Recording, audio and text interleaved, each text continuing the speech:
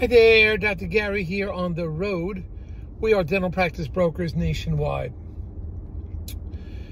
Today's topic is dentist about to make the largest business and financial mistake of a lifetime. Let's prevent it. We'll talk about what happened. As you know, we're in 28 states now, selling dental practices nationwide. We have 10 employees, and we have 2 CPA accountants. So we are quite busy, fortunately. We also have operations director and marketing. So we have a pretty good team now and 5 development acquisition people. We're available from 8 a.m. East Coast time to 9 p.m. East Coast time. And you could reach us every day except Christmas and Easter. So please give us a call and we'll jump right on things for you. Now, our phone number is 201-663-0935. 201-663-0935. And our website is dentalpracticeguide.com or nationwidedentalpracticebrokers.com. So please give us a call, even if you just want to chat. Buyer, seller, it doesn't matter. We'll talk to anybody. The information you're about to hear is for entertainment purposes only. It is not for business or for legal advice. So please remember that, okay? That's important. Now, if you're thinking about selling to a DSO, call us, and we will be happy to tell you about them. We work with them all the time. They will often pay our the commission, so there'll be no commission to the seller. And in addition, if you work with us, we will try and get you your legal fees based on criteria and so forth. We'll get the legal fees reimbursed upon successful closing. So give us a call and we'll help you with that. All right, we've done that several times. So anyway, I got this call this morning.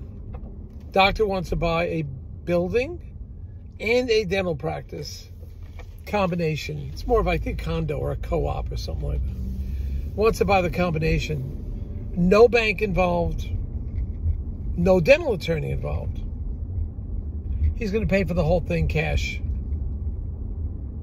Now, he calls me up and says, I have a dental contract written by wasn't a dental attorney, but written one of his buddies as an attorney. So his buddy, the attorney, wrote this contract up. And I said, and he wants my help in seeing if it's a great contract. I said, listen, I'm not an attorney. I know a lot about dental contracts. I'm not an attorney. And you need really legal advice. I can give you some opinions, but that's about it. I said, well, what's going on? I mean, what are you doing? Have you done the lien search on the seller yet, since you're buying it cash? Normally the bank would do that. He says, no, not necessary. I know the guy. I said, wait a minute. You're going to buy a dental practice and you're not going to do a lien search? I don't think that's very wise. He says, well, I know the guy. He's a good guy. He said, it could be a good guy. There could be a mistaken lien on the practice that you don't know about it. Or he bought a piece of equipment that was written off and then satisfied. The mortgage should have been satisfied, but nobody sent in mortgage satisfaction. So what are you talking? I said, what about the contract? Who wrote the contract? And he says, well, we had this guy, you know. I said, well, wait a minute now. What are you talking about? Some guy you know? Does he know the terminology? He says, well, what do you mean by terminology? I mean, like, what are you going to do about work in progress, access to records, remake policy? What about all these things? What are you going to do about all that? He says, well, what do you mean? I said, what about a restrictive covenant? I mean, you need all this information. He says, yeah, we'll figure it out. So I'm like, it's not that easy. It doesn't work like that. You've got to know what is in that contract. That contract has to protect you and the doctor for the next 20 years and your estate. So, no, this is not a boilerplate contract that a non-dental attorney can draw up. You've got to know what's going on. So I'm talking to him. He says, well, what else has to be in the contract? I said, there's so many things.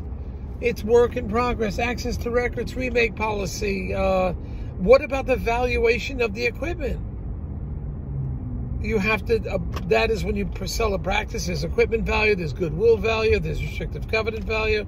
You need all these things. He says, well, why is that important? I said, because you've got to know the allocation of purchase price. You really need a dental attorney. You can't do this with your friend that's never done dental before. What if there's a problem? He says, nah, I know the guy. He's a good guy, the dentist across the hall from me. I'm saying, no. That doctor could have a medical complication, not become the same person, is no longer in control of his faculties, and you're going to run into trouble. You're going to say, well, he's the guy I used to know. We handshake on it.